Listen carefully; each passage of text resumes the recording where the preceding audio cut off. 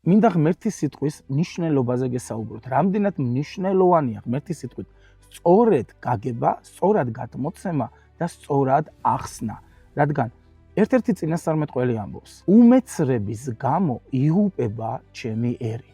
შესაძლებელია ადამიანიც და ერიც კი დაიღუპოს, თუ ღმერთის სიტყვის ცოდნა არ ექნება მას. პეტრე მოციქულის წერილი ამბობს: ეს კი იცოდეთ უპირველესად, რომ წერილის არავითარი წინასწარმეტყველება თავისით არ განიმარტება.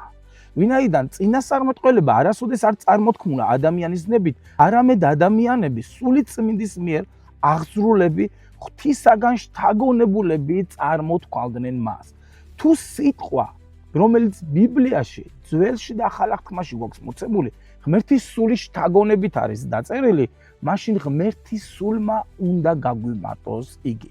ერთი ადგილი მინდა შეგახსენოთ ძვირფასებო. პეტრე მოციქული ამბობს პავლე მოციქულის წერილებზე, რომ ზოგი რამ იმდენად ძნელად გასაგებიაო, რომ ადამიანები, რომლებიც უმეცრები არიან, რომლებსაც არ აქვს სულისგან გამოცხადება, შეიძლება ამახინჯებდნენ კიდეც საკუთარი თავის დასაღუპავად.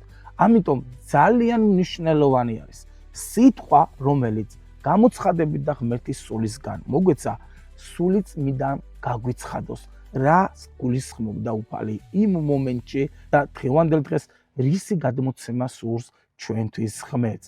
შემდეგ ვიდეოებში ვისაუბრებთ ღმერთის სიტყვაზე, მის გამოცხადებაზე, მის შინაარსზე და არსზე, რისი საუბარიც სურს ღმერთს თითოეული ჩვენთაგანის გულთან.